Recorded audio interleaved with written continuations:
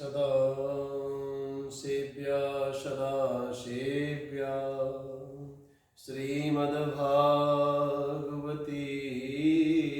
कथा यस्याः श्रवणमात्रेण हरिश्चित्तं समाश्रये। आइए मेरे भाई बहन, श्रीमद् भागवत ज्ञान की परिचर्चा में हम लोग पुनः प्रवेश करें। आइए, बड़ा सुंदर पावन पुनीत यह प्रसंग चल रहा है। परम भागवत श्री सुखदेव जी महाराज धर्म सम्राट राजा परीक्षित को ज्ञानोपदेश निरंतर ज्ञान की गंगा में अवगाहन करा रहे हैं। आइए उस मंदाकिनी पावन कथा गंगा में हम लोग भी अवगाहन करें। निवेदन यह है मेरे भाई बहन कि जिस समय पितामह ब्रह्मा अपनी पुत्री पर मोहित होते हैं तो उस समय उनको इतनी ज़्यादा आत्मग्लानि होती है कि उनको लगा कि ये शरीर मेरा ठीक नहीं है। जिस शरीर से मैंने अपनी पुत्री पर मैं मोहित हुआ हूँ उस शरीर को मैं नष्ट कर दूंगा। ब्रह्मा ने अपने उस शरीर को नष्ट कर दिया। पुनः ब्रह्मा ने अपने वाम भाग से महारानी शत्रुपा का और दाहिने भाग से महाराज मनु जी को उत्पन्न किया और मनु शत्रुपा ब्रह्मा जी के मानस पुत्र कहलाए। और महाराज मनु ने शत्रुपा से ब्रह्मा जी को प्रणाम किया और ब्रह्मा से कहा, हे तातश्री, हे पिताश्री, हमें आज्ञा कीजिए, आज्ञा दीजिए, मैं क्या करूं, मुझे क्या करना चाहिए। भगवान के बड़े कृपा पात्र पितामह ब्रह्मा ने कहा, हे आर्यपुत्र, हे मनु, तो मेरे पुत्र हो। पुत्र अपने पुत्र धर्म को तभी चरितार्थ करता है जब पुत्र अपने पिता के आज्ञानुसार और जो भी उनके पिता आज्ञा करते हैं, पुत्र को अपनी पिता की आज्ञानुसार क्रियाएं और कर्तव्य का आचरण और पालन करना चाहिए। पुत्र वही है जो सही मायने में अपने पितु के कहे हुए बातों का अमल करे, उस पर आचरण करे, उस पर गमन करे। और कहते हैं एक पुत्र वह होता है जिस पुत्र को पिता संकेत करते हैं कि बेटा ऐसा करो, पुत्र करता है। और एक पुत्र वह होता है कि जिसको पिता कहता भी नहीं है और पुत्र समझ जाता है कि मेरे पिता की क्या इच्छा है, मेरे पिता क्या कराना चाहते हैं। वो पिता की भावनाओं का कद्र करता है, अपने पिताओं की भावनाओं की इज्जत करता है, सम्मान करता है।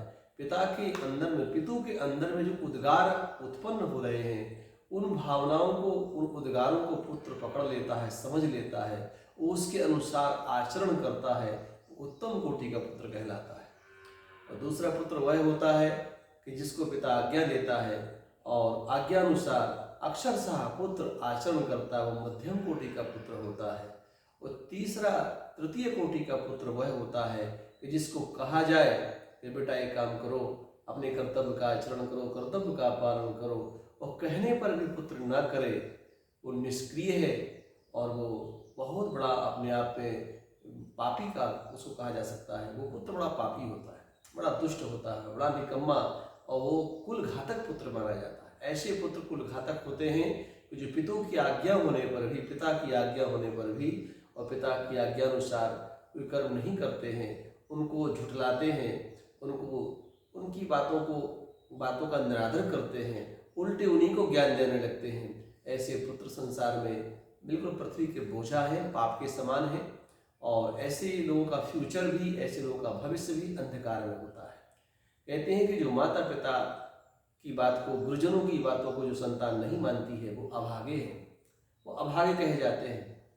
और भगवान राम के विषय में कहा जाता है, भगवान राम मर्यादा पुरुषोत्तम है। कहा जाता है कि प्रातः काल उठी के रघुनाथा और मातु पिता गुरु ना वही माथा। प्रातः काल भगवान राघवेंद्र प्रातः काल जब जागते थे तो अपने अपने माता पिता गुरु गोविंद के चरणों में नमन करते थे, प्रणाम करते थे और उनकी आज्ञा अनुसार जीवन यापन करते थे। इसलिए राम का जो चरित्र है वो आदर्श कहा जाता है, राम मर्यादा पुरुषोत्तम कहे जाते हैं। आइए मेरे भाई बहन, इसी क्रम में महाराज पितामह ब्रह्मा की बातों का आदर करते हैं महाराज मनु जी। और मनु जी कहते हैं, हे पिताश्री, मैं सृष्टि के लिए आपने हमको उत्पन्न किया है, मैं सृष्टि के उपक्रम को अवश्य आगे बढ़ाऊंगा, लेकिन पिताश्री हमारी आपसे प्रार्थना है। ब्रह्मा ने कहा, बोलो क्या है पुत्र, क्या चाहते हो? बोले, भगवान हम कहाँ पर, हमारे लिए पृथ्वी उपलब्ध नहीं है, बिना पृथ्वी के हम कैसे अपना संसार बसाएंगे, कैसे अपना घर बनाएंगे, कैसे सृष्टि करेंगे, कहाँ लोगों को बसाएंगे, कहाँ उनको रखेंगे? पृथ्वी तो है ही नहीं भगवान, पृथ्वी इस समय है नहीं, पृथ्वी तो हमको लगता है रसातल में है भगवान। ब्रह्मा जी ने अपने ध्यान से जब देखा तो उनको लगा, हाँ पृथ्वी तो इस समय नहीं है, और पृथ्वी जो इस समय रसातल में थी। 7 लोग नीचे हैं, 7 लोग ऊपर हैं, 14 भुवन कहे जाते हैं, 3 लोग 14 भुवन हैं। इस पूरे ब्रह्मांड में, पूरी सृष्टि में समग्रता को देखा जाए, समग्रता में चीज़ों को महसूस किया जाए, समझा जाए तो 3 लोग 14 भुवन। तो नीचे जो 7 लोग हैं उनमें 7वां लोग पाताल है, पाताल से 1 लोग ऊपर रसातल है।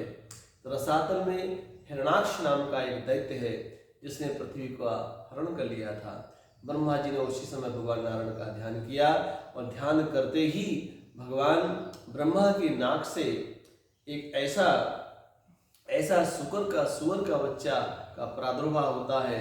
वो भगवान 12 है, और प्रथम अवतार भागवत के 10 अवतार है, और 10 अवतार में प्रथम अवतार भगवान का श्री 12 अवतार कहा जाता है। बोलो 12 है भगवान की जय। पहला अवतार 10 अवतार में भागवत जी में 12 अवतार है। आज भगवान 12 का जन्म हुआ। जैसे ही 12 के रूप में भगवान का प्रादुर्भाव होता है, उसी समय ब्रह्मा जी के समस्त पुत्रों ने उनकी स्तुति की, वंदना की, और वह जो है देखते देखते वो जो सुअर का जो बच्चा था, जो मैं समझता हूँ कि जो नाम से 12 थे, वो 12 धीरे धीरे इतने विशाल काया उनका हो गया, इतना विशाल मूर्ति उनकी आपस में द्रवीभूत हो गई, प्रकट हो गई कि सभी लोगों ने महसूस किया कि ये सामान्य 12 नहीं है, ये तो साक्षात भगवान नारायण है, 12 के रूप में प्रकट हुए हैं और भगवान की लीलाएं प्रारंभ हो गई हैं।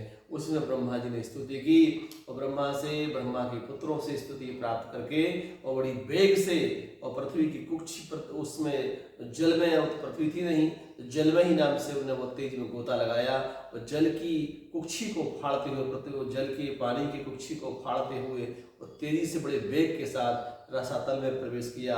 और रसातल में जाकर के भगवान 12 ने उस हिरणाक्ष नाम का जो दैत्य था, इसकी कथा आगे चल के व्यापक रूप में आएगी, अभी संक्षिप्त में बता रहा हूँ। हिरणाक्ष नाम का हिरणाक्ष ये 2 भाई हैं, एक हिरण्यकश्यप, एक हिरणाक्ष। तो हिरणाक्ष जो है ये बड़ा वाला भाई है, हिरण्यकश्यप छोटा भाई है। तो हिरणाक्ष को जो है भगवान ने मार दिया, उसका वध कर दिया। और बोलिए हिरणाक्ष वध दमन भगवान 12 की जय। भगवान 12 ने हिरणाक्ष का वध किया, इसलिए भगवान का देवताओं ने स्तुति की, वंदन किया, परमात्मा को नमन किया, प्रणाम किया, भगवान की कीर्ति का बखान किया देवताओं ने। और उसी समय पुष्पवृष्टि की भगवान के ऊपर में। भगवान ने अपने दांतों के अग्रभाग को पृथ्वी को रख करके ऊपर ले आए, और सुदर्शन चक्र से आधार देकर पृथ्वी को पुनः स्थापित कर दिया। जब पृथ्वी प्राप्त हो गई, उस पृथ्वी पर कुशा की आसन लगा करके महाराज मनु जी ने तपस्या की शत्रुपा जी के साथ में, और तपस्या के बल से उनके अंदर वो सामर्थ्य आ गया, वो शक्ति आ गई कि वो अपने कर्तव्य का सही प्रकार से पालन कर सकें। और ब्रह्मा जी की आज्ञा से महाराज मनु शत्रुपा को पृथ्वी प्राप्त हुई और अपने कर्तव्य करने की शिक्षा प्राप्त हुई। उसी समय परम भागवत श्री सुखदेव जी महाराज कह रहे हैं, आकुतिम रुचिरे प्रादां कर्दमायतु मध्यमां दक्षायादात् प्रसूतिं च यत्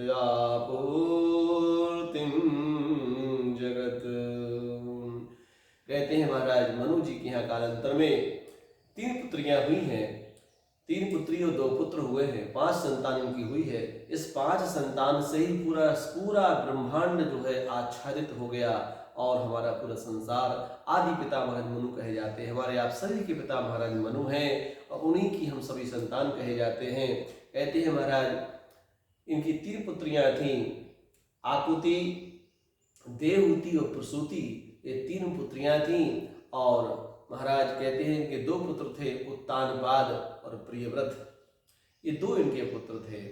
तो आकुति का बड़ी वाली पुत्र जो आकुति थी, आकुति का विवाह हमारे रुचि के साथ हुआ था।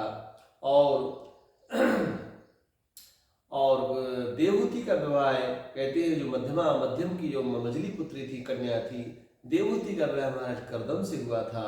और जो उनकी प्रसूति नाम की जो सबसे छोटी लघु कन्या थी, उसका विवाह महाराज दक्ष से हुआ था, प्रजापति दक्ष से। दक्षायादात् प्रसूतिं च यतयापूर्तिं जगत, दक्ष को प्रसूति प्राप्त हुई। इस प्रकार से इन्हीं की संतान से ये पूरा संसार आच्छादित हो गया। इस प्रकार से और इनका पूरा वंश वृद्धि आगे बढ़ रही है। आइए सर्वप्रथम कल हम आपके सामने और आकुति का और माता देवहूति के इन 2 पुत्रियों का कल हम उपाख्यान करेंगे। और आज की कथा यही विश्राम ले रही है और आज की कथा यही विराम ले रही है, अपनी वाणी के विराम दे रहे हैं। तब तक लिए सर्वे भवन्तु सुखिनः, सर्वे सन्तु निरामयाः, सर्वे भद्राणि पश्यन्तु, मा कश्चित् दुःखभाग् भवेत्। ओम शांति, ओम शांति, ओम शांति।